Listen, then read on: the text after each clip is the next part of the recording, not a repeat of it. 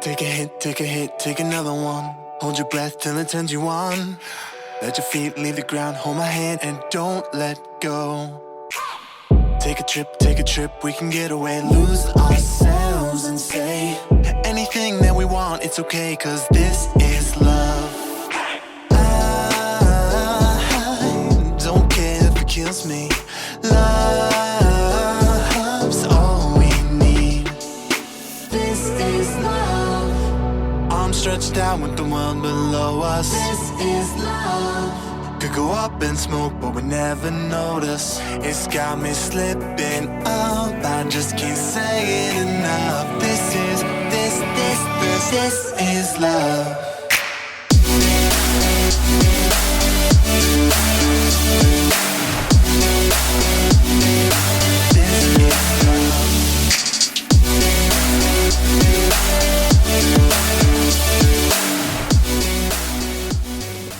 Hey guys, and welcome back to my channel. My name is Lorena. I am a 5th year kindergarten bilingual teacher here in the state of New Jersey. And in today's video, I'm going to be sharing with you some Thanksgiving activities that you can do in the classroom through distance learning. If you are doing a kindergarten collection period or distribution, these are some things that you can include. So hopefully these will be of some help to you. So let's get started here. So one of the biggest things that we can do during this distance learning phase is definitely do some read-alouds. I've noticed that my kids they definitely do get distracted, but I have to add a lot of animation to it. I have to add a lot of hey, change my voice and stuff. Great for math.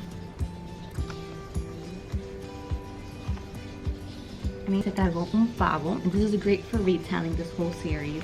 They made some turkey rings, 5 flying turkeys, the first Thanksgiving day, and Gracias el Pavo de Thanksgiving. This is my absolute favorite book to read. If you are a bilingual teacher, this is a great book that is available in Spanish, that covers the Thanksgiving theme.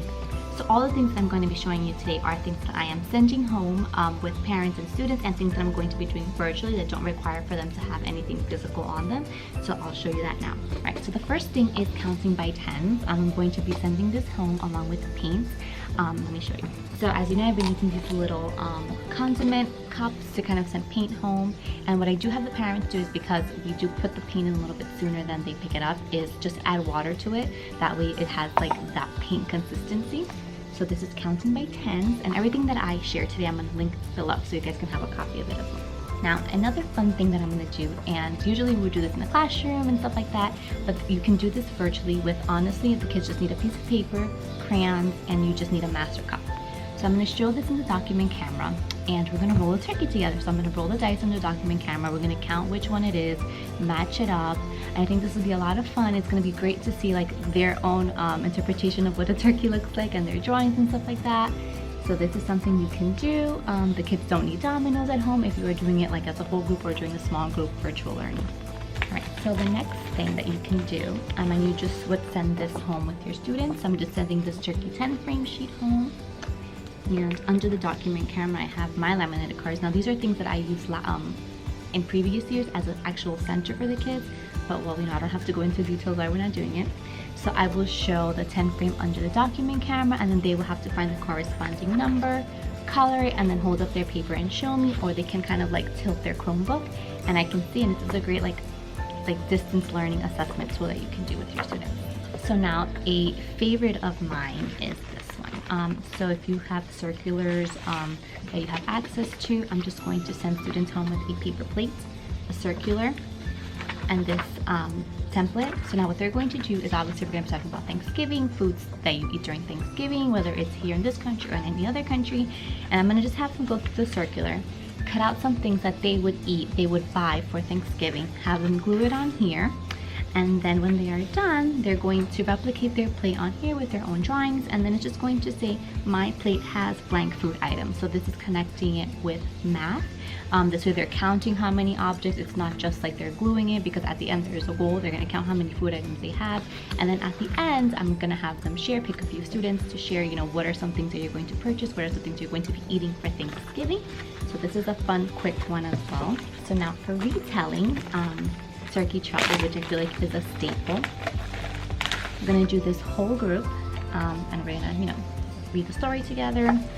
I have the printables here. and we're just gonna retell the story, put them in order. What does the turkey disguise himself as throughout the story? And then I'm going to have them kind of draw a picture of if they could disguise a turkey, what would they do? What would they disguise it as if they were a turkey on their own? And this is just a quick, thing that they can draw on their own. There's no like formal paper needed. And onto disguising of turkeys, that will lead into our family project I'm gonna send home. So I'm sending this home. I'm not a turkey, and I just attached the white sheet and then like a thicker paper, like cardstock paper. And as a family, they are going to disguise this turkey, and then I'm going to set a date for them to bring in their little turkeys, and they're going to share it. And I think it'll be so much fun. You could even do it in a way where it's like clues. So, if it's little Johnny's turn, he can say, my turkey is just as a community helper. He has a hat, and then we can all try and guess, what they disguise their turkey as. I think that would be wonderful. All right, something else we're doing is these little Thanksgiving how many books. Practicing our sight words, and then they're going, this one is great, I loved it because they're writing the number and then they're rewriting the sentence on the bottom. So this is great, especially for those kids who kind of finish quicker than others. We can all do the counting aspect together, and then they can go back and rewrite the sentences together, color the books. And I usually do this as a whole group, just because I know a lot of them don't have that one-on-one support at home. So this is a great way for them to be guided and kind of instructed as far as what to do, how to do it, and all that stuff. So the next thing that we're doing, and this is because I did send home the cubes, so we're doing Thanksgiving towers. So I'm gonna pick two numbers. So let's say if I do 1 and 3, all right, stack the towers, make the tower, which one has more, which one has less, a great comparing thing. Because at first I was like, it's just they're just gonna stack the stuff, and what's like the purpose of it. Of course we're doing coordinality, counting and stuff like that, but I thought it would be great to kind of infuse that comparing numbers, since it's a great visual aspect as well. Something else that we're doing that we typically do in the classroom is a placemat. So we sent home the instructions. Now this was made by my colleague, and she kind of typed everything up in English and Spanish. And she gave this to me. This is from the Principal Princess I am thankful for, and I just wrote it on the bottom in Spanish. And then they're going to write what they're thankful for, draw a picture, cut it out. We're gonna glue it on this sheet of paper, on this larger construction paper. And yeah, so we're going to definitely talk about placemats, talk about Thanksgiving, how typically this is how we would eat together, kind of talk about what we're thankful for. I have a great video that I found in Spanish that I'm going to link below. It's my absolute favorite. I definitely think that it gives students a clear idea of what are things to be thankful for, and after they're done I can encourage them to create placemats for other members of their family. Now the next thing that we're going to be doing is turkey hats. As we know, in kindergarten turkey hats are big, but this year we can't, so this is what I'm doing. I'm sending home the sentence strips they can wrap around their head, and I'm sending home all of the little things that they're going to need. So we have the brown paper for the turkey head. I added 5 color sheets. They're going to make their own feathers, obviously guided. Red, small one for the wattle, white for the eyes, and yellow for the beak. And now, my favorite idea that I'm going to share with you is a jumbo write the room. Typically, write the room is all the way in kindergarten, but obviously they're not here, they can't do it. So I thought of a little alternative. So what I'm doing is I just found some free clip art from Teachers Pay Teachers. I printed it out on just like a sheet of paper, but jumbo size. So what I'm going to do is I'm going to put them around the room, and I put them on black paper, that way it stands out a little bit.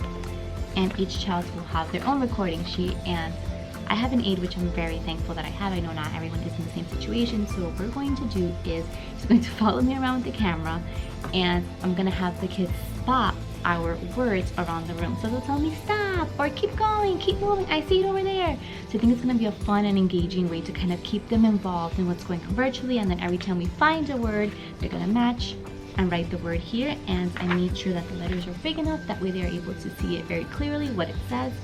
So I'm super excited about this one. I thought this was a great kind of way to do a write the room in a different way, and I do think that if I was by myself, I'd be able to kind of just hold the last since I won't be physically writing anything. I can just walk around and then have them guide me, like go back, go to the art center, go to the block center, things like that. And it's also a fun way for them to get to know their classroom. Hope that way when they are in person, they're familiar with what's going on in here. Alright guys, so that's it for this week's video. I really do hope that you are able to take away some ideas from this. I was really excited to share all these fun Thanksgiving activities with you. So yeah, if you have any other ideas, if you already use these activities in your classroom, maybe do it differently, leave it in the comments below. I'd love to know. And until next time, I'll see you guys soon. Bye.